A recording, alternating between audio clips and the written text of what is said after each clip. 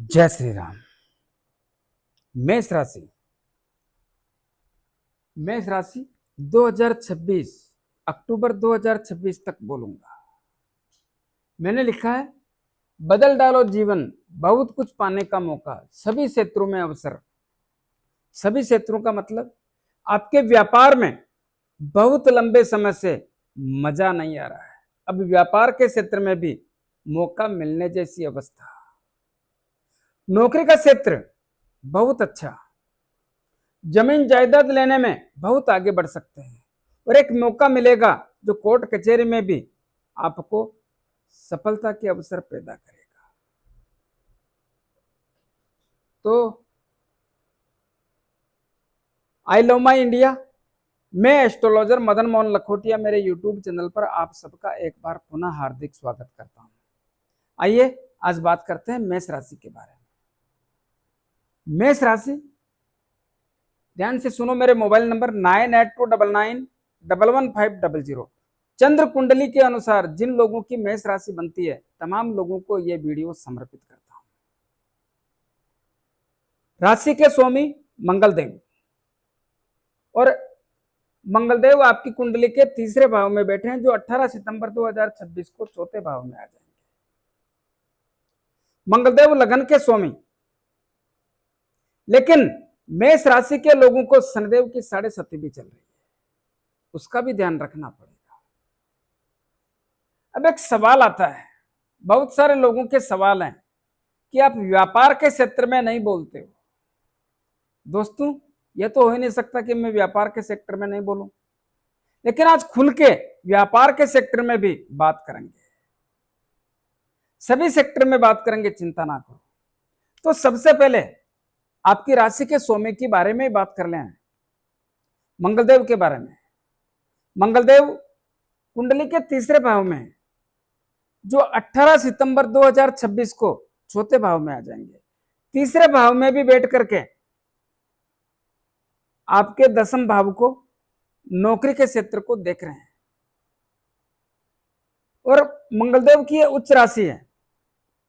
उच्च राशि होने के कारण तमाम वो लोग जो नौकरी के क्षेत्र में, अनुरोध करना चाहूंगा, जो नौकरी के क्षेत्र में व्यवधान है वो सभी व्यवधान दूर होकर के एक नई दिशा में आगे बढ़ने का समय है।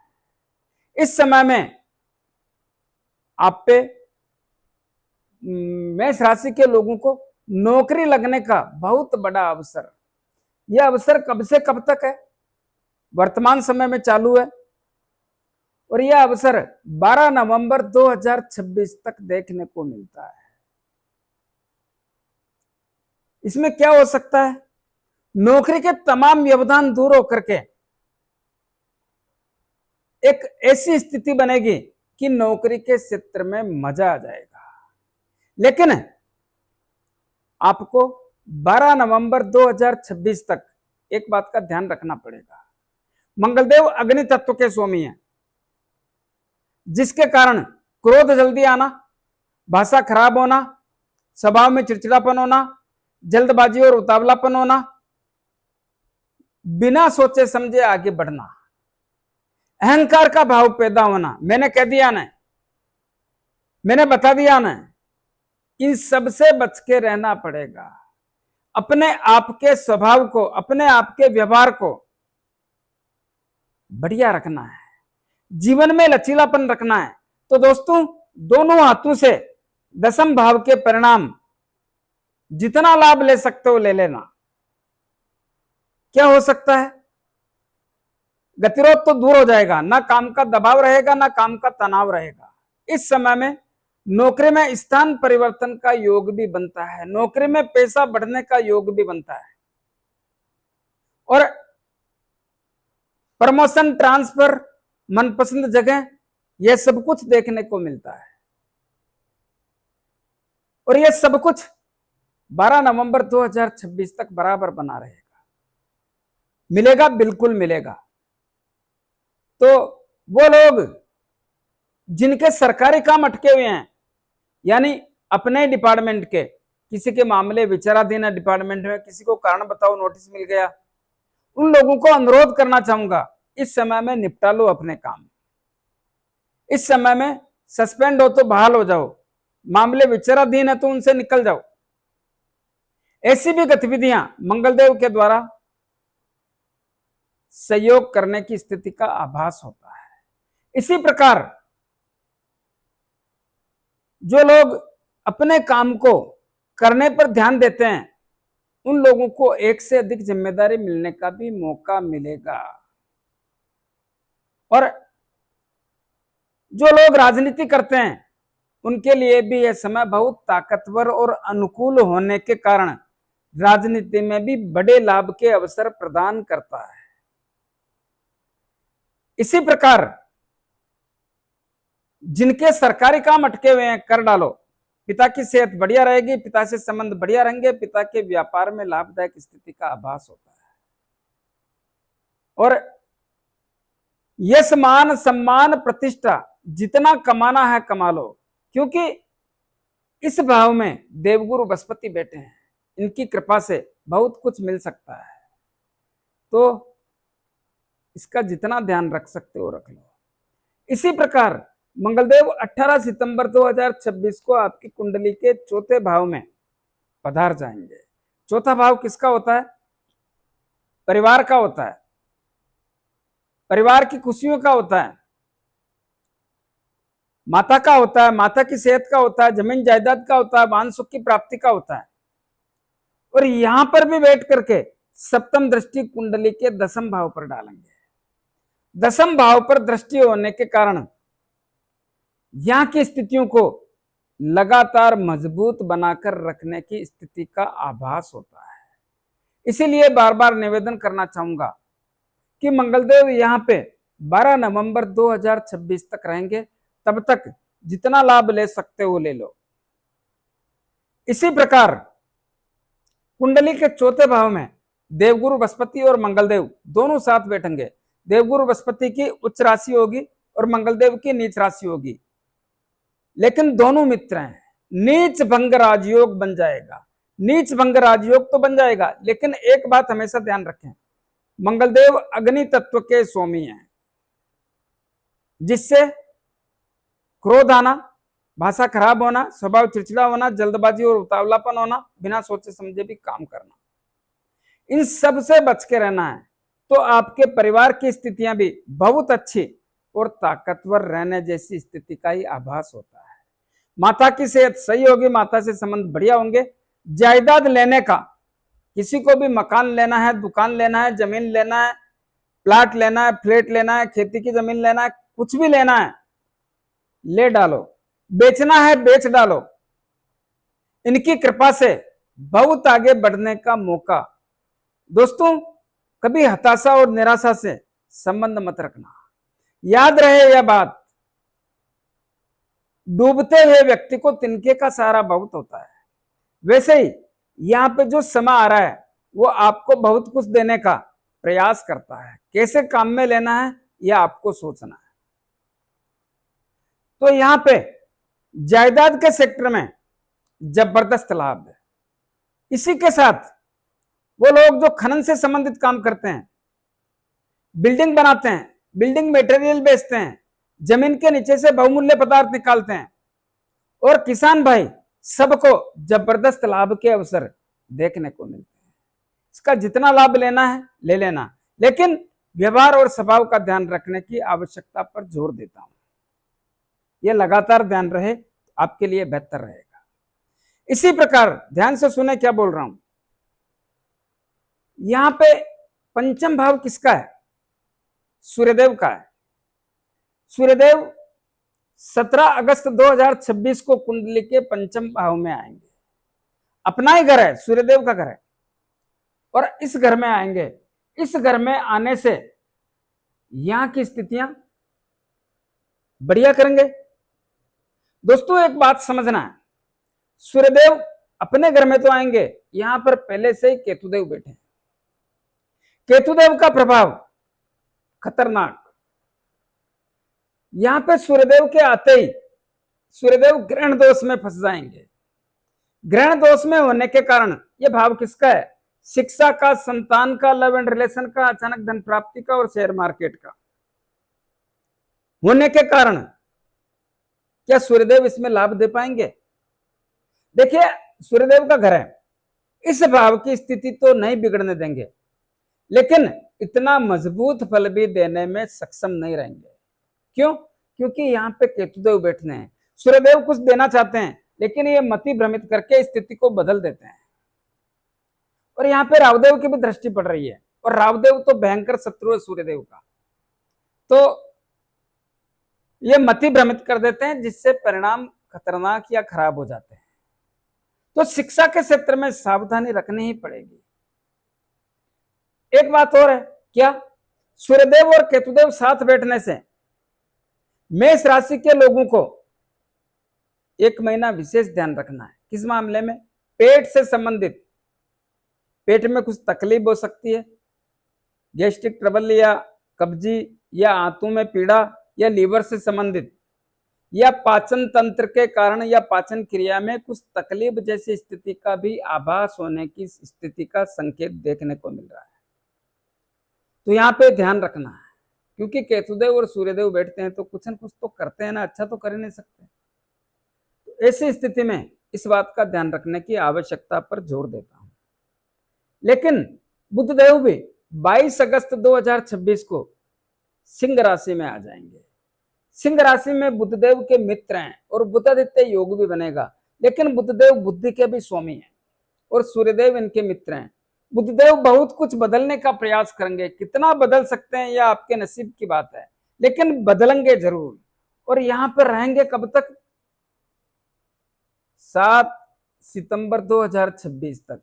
तब तक बहुत अच्छा परिणाम बुधदेव देने का प्रयास करेंगे। इस बात का ध्यान रखें तो आपके लिए बेहतर रहेगा। इसी प्रकार सूर्यदेव आपकी कुंडली के छठे भाव में 17 सितंबर 2026 को कन्या राशि में चले जाएंगे। कन्या राशि में जाने के कारण यहां पर सूर्यदेव ग्रहों के राजा हैं।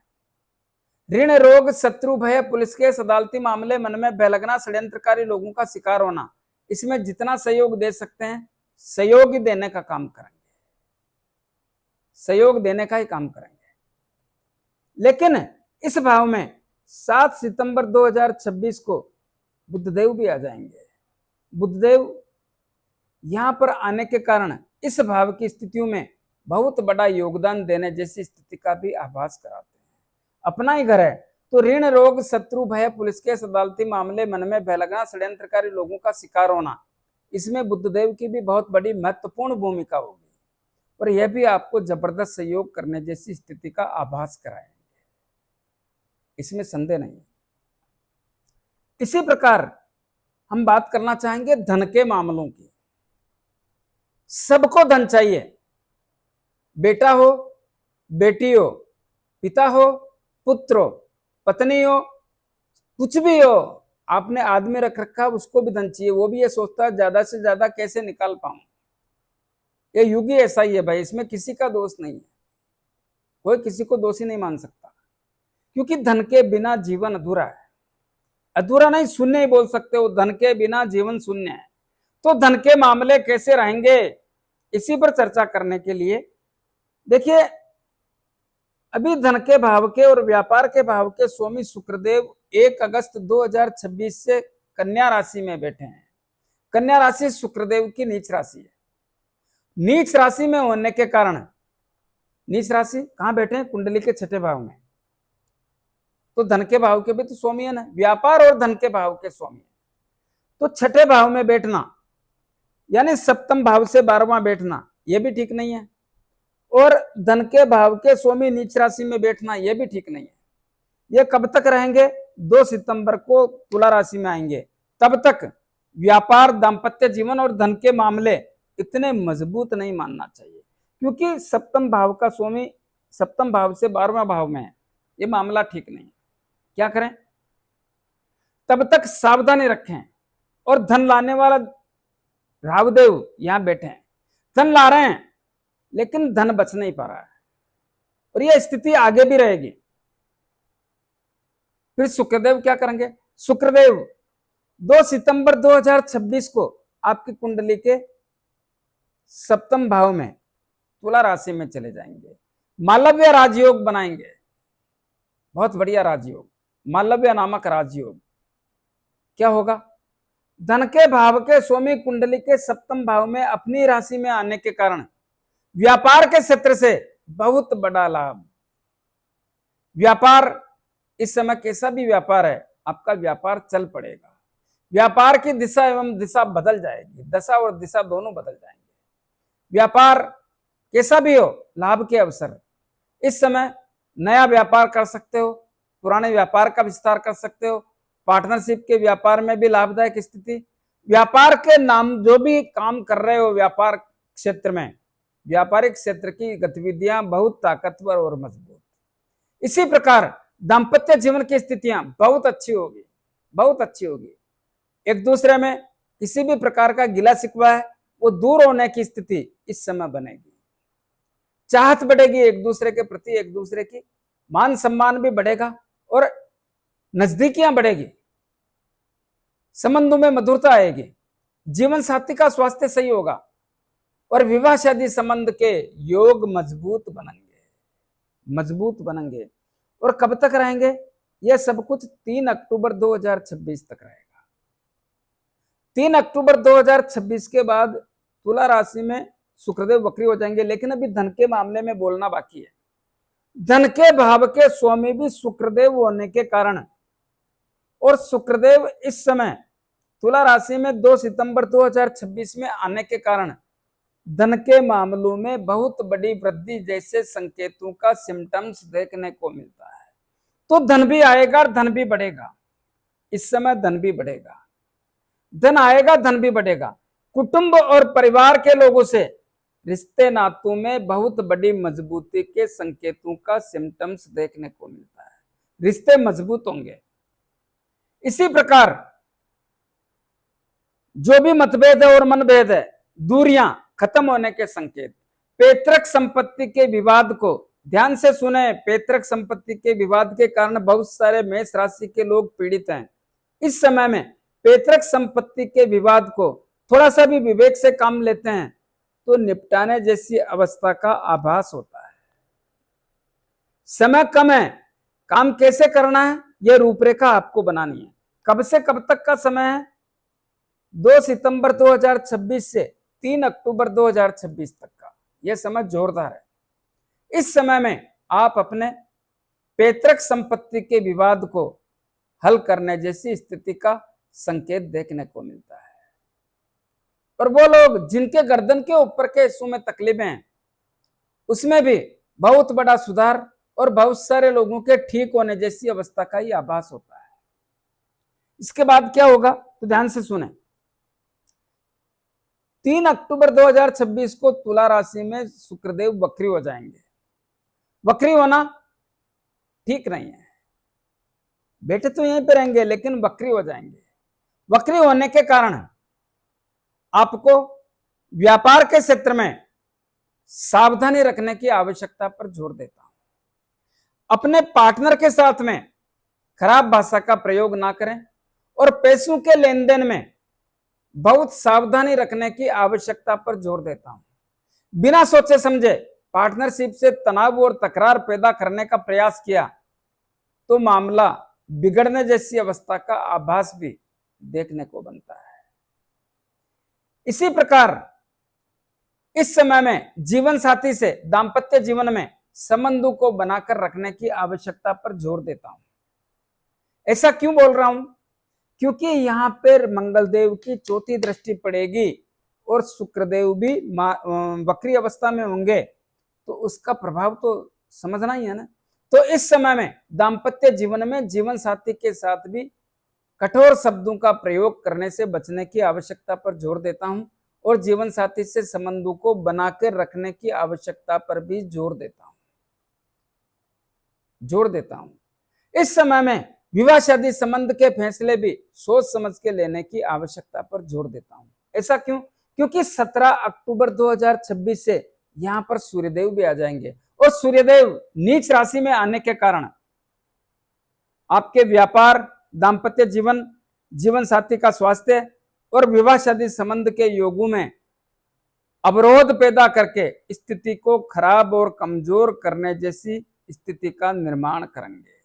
तो इस बात को समझना है, क्योंकि नीच राशि में सूर्यदेव अच्छे परिणाम देने जैसी स्थिति का आभास नहीं कराएंगे। तो यहाँ पे सोच समझ के चलने की आवश्यकता पर जोर देता हूं। इसी प्रकार 14 अक्टूबर को सूर्यदेव अस्त हो जाएंगे। अस्त होने पे कमजोर होते हैं। 17 तारीख को सूर्यदेव यहाँ पे आ जाएंगे, तो यह मामला ठीक नहीं है ना। 31 अक्टूबर को उदय होंगे तो भी सूर्यदेव के साथ रहेंगे। तो 5 नवंबर 2026 तक ध्यान रखें तो आपके लिए बेटर रहेगा। और इस समय में जब सूर्यदेव शुक्रदेव तुला राशि में वक्री और सूर्यदेव का प्रभाव हो यहाँ पे, तब धन के मामलों में भी बहुत सावधानी रखने की आवश्यकता पर जोर देता हूं। अब बात करते हैं देवगुरु बृहस्पति की। देवगुरु बृहस्पति बहुत बड़े ग्रह होते हैं, देवताओं के गुरु के नाम से जाना जाता है, और वो अपने उच्च राशि में आने के कारण मेष राशि के लोगों के जीवन में बहुत बड़ा बदलाव के संकेतों का सिम्टम्स देखने को मिलता है। क्या होगा जिससे जो लोग, देखिए देवगुरु बृहस्पति करते क्या है, चौथे भाव में देवगुरु बृहस्पति यहां बैठ करके आपके परिवार में खुशियां जैसी अवस्था का आभास कराते हैं। खुशियां तो बढ़ेगी, कितनी बढ़ेगी, लेकिन मैं निवेदन करना चाहूंगा, मंगलदेव के साथ बैठने से 18 सितंबर 2026 के बाद थोड़ा व्यवहार और स्वभाव, भाषा और बोली या क्रोध को छोड़ना होगा। तो आपके परिवार की खुशियां बराबर लगातार बनी रहने जैसी अवस्था का आभास होता है। इस समय में माता से संबंध बढ़िया होंगे, माता की सेहत बढ़िया होगी, और जमीन जायदाद में बहुत बड़ा लाभ होगा। आप वाहन सुख की प्राप्ति कर सकते हैं, जमीन जायदाद लेने बेचने में लाभ होगा। लेकिन इनकी 3 दृष्टियां पड़ती है। पंचम दृष्टि 1 2 3 4 5 कुंडली के अष्टम भाव पे किसका घर है? मंगलदेव का घर है। कौन है मंगलदेव? मित्र ग्रह। और इस समय में कहां होंगे? देवगुरु बृहस्पति के साथ होंगे। तो ये तो मंगलदेव की नीच राशि है, लेकिन देवगुरु बृहस्पति उच्च राशि में है और नीच भंग राजयोग बन रहा है। तो यहां पे अष्टम भाव में थोड़ा यह ध्यान रखें कि क्रोध से कोई काम करने का प्रयास ना करें। वाहन और साधन सावधानी से चलाएं। इसी प्रकार ससुराल पक्ष से मामले बहुत अच्छे होंगे। बहुत सारे लोगों को ससुराल पक्ष से कुछ मिल भी सकता है, लाभ वाला सिस्टम है। लेकिन वो लोग जो जुआ सट्टा लॉटरी खेलते हैं उनको भी लाभ जैसी स्थिति का आभास होता है। वो लोग जो एस्ट्रोलॉजी करते हैं, अनुसंधान का काम करते हैं, खोजबीन तलाशी का काम करते हैं, जादू टोना का काम करते हैं, वैज्ञानिक लोग हैं, रहस्यमय चीजों के बारे में जानने वाले लोग हैं, उनको भी बहुत बड़े लाभ के सिम्टम्स देखने को मिलते हैं। वो लोग जिनको बीमा का पैसा आना है, या रुका हुआ धन आना है, या वसीयत का मामला अटका हुआ है, वो भी सब ठीक होने जैसी अवस्था का आभास होता है। तो इस बात का ध्यान रखने की आवश्यकता पर जोर देता हूं। इसी प्रकार भाग्य भाव के स्वामी देवगुरु बृहस्पति होने से भाग्य में 4 चांद लग गए। कब से? 2 जून 2026 से। तो क्या होगा? भाग्य भाव की स्थितियां प्रबल एवं मजबूत है। कुछ करने का मन करेगा, नए काम हो या पुराने काम, कुछ करने का मन करेगा। भाग्य से सफलता मिलेगी। इस समय में यात्रा के योग हो सकते हैं और होंगे। यात्रा कैसी भी हो, विदेश की हो या देश की हो, छोटी हो या बड़ी हो, यात्राओं के योग और यात्राओं से लाभ। इसी प्रकार बड़े बुजुर्गों से झुकाव होगा, उनकी तरफ मन आकर्षित होगा, धार्मिक भावना बढ़ेगी, धर्म में आस्था बढ़ेगी, और लक्ष्य प्राप्ति के मजबूत अवसरों का सिम्टम्स देखने को मिलता है। प्रयास करें, सफलता मिलेगी। और इनकी नवम दृष्टि आपकी कुंडली के 12वें भाव पर, अपने घर पर पड़ रही है। जो लोग विदेश में रहते हैं व्यापार कर रहे हैं, नौकरी कर रहे हैं या शिक्षा ग्रहण कर रहे हैं, उनको बहुत बड़ा लाभ मिलेगा।